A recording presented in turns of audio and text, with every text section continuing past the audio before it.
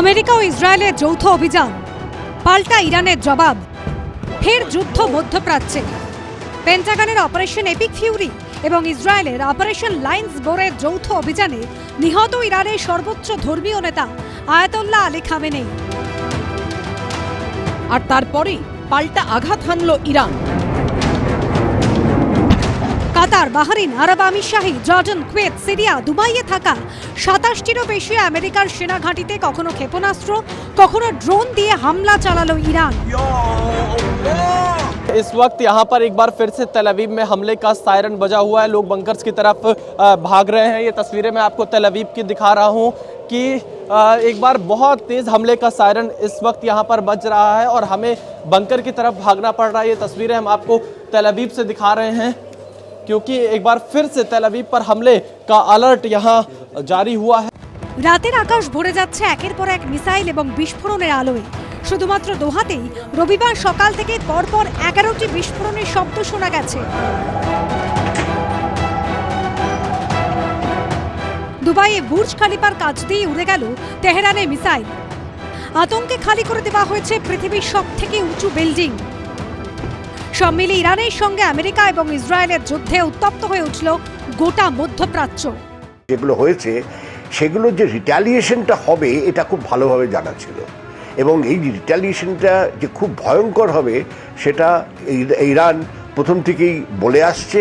কেননা আমেরিকার সফট টার্গেটগুলো যেগুলো আছে সেগুলো আমরা জানি যে 750টা সামরিক ঘাঁটি আছে সারা পৃথিবীর জোড়া।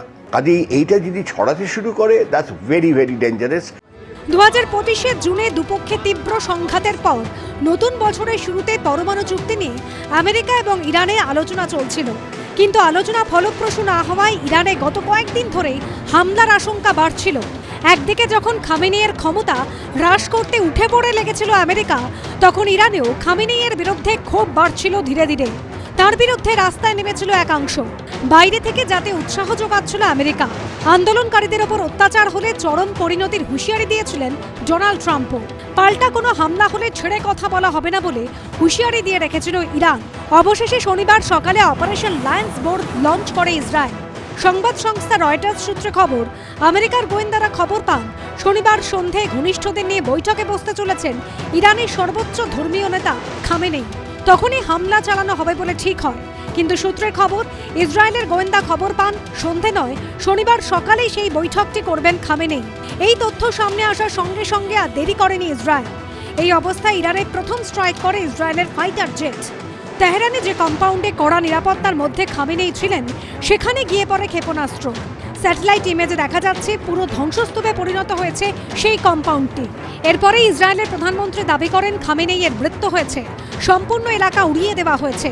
এর কয়েক ঘন্টা পর আমেরিকার রাষ্ট্রপতি ডোনাল্ড ট্রাম্প সমাজ মাধ্যমে লেখেন, ইতিহাসের অন্যতম কুখ্যাত ব্যক্তি খামেনেই, তার বাহিনীর হাতে যাদের অঙ্গহানি বা মৃত্যু হয়েছে তাদের প্রতি ন্যায় বিচার হলো। ইরানের সরকারি সংবাদ সংস্থায় পরে খামেনেইয়ের মৃত্যুর কথা স্বীকার করে নেওয়া হয়।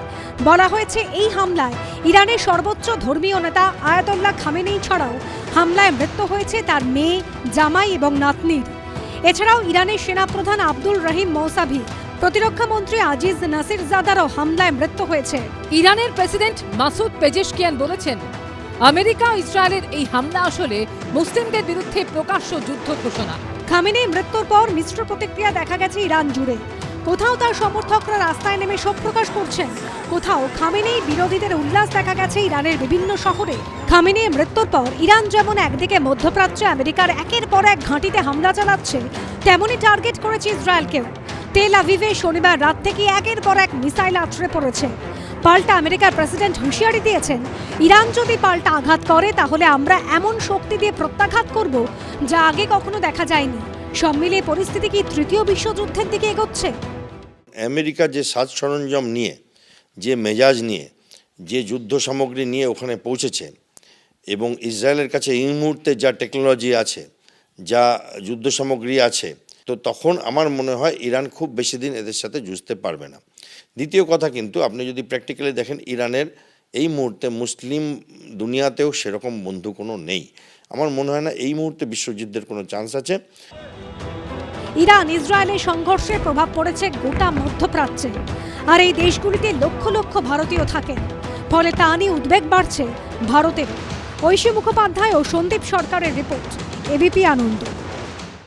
এবিপি আনন্দ, এগিয়ে থাকে, এগিয়ে রাখে।